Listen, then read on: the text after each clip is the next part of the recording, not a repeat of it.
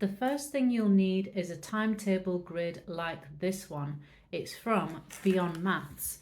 Or you can make your own grid just like this. You can do it by hand or you can make one on the computer.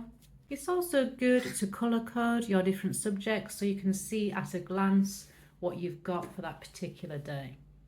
After that, assuming we're creating a study timetable for pre-exam season, we want to add in when our lessons and other commitments are. So basically when we're busy. So here I've based this on one of my students' timetables. So he's got maths, chemistry and biology. I've written in all his college lessons. Writing when you do your hobbies. So if you like to go to the gym, if you've got something like dancing lessons or any other commitments, a part-time job, write those in as well. And any space that's left, that is when you're available for revision. So if there's something on TV, for example, that you absolutely cannot miss, either record it or write it in on your revision timetable, because we want this timetable to be something we can stick to and we don't want to stop doing or sacrifice doing the things that we enjoy. So now we can see clearly where our free time is. We also want to consider when our best and least best times are. So for me, I'm not very effective around 3 p.m. in the afternoon. So if I was doing a revision timetable, I wouldn't put that there if this was for me. So I wouldn't put any difficult tasks for me at 3 in the afternoon because that is when I get quite tired.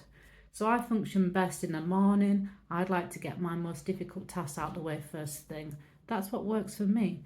Maybe you function best in the evening, so that's when you want to do your most difficult tasks. Or if you'd rather get them out the way in the morning, then put them there. So remember, don't avoid things because they're difficult or they won't get any better. Now, when exam season comes around, you'll need to create a new study timetable, as you're unlikely to still have all your lessons and the same routine. You'll also need to increase your study times so they're long enough to allow you to do a past paper and mark it as well. Remember to keep all your class tests to look at and your mocks, as this allows you to see what your weaker topics are and then you can focus on those.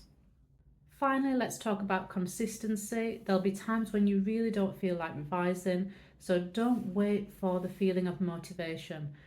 Just stay consistent and disciplined. The more you stick to the timetable, the easier it gets as it becomes a habit. We're coming to the end of this video. I hope you found it useful. If you did, please like and subscribe.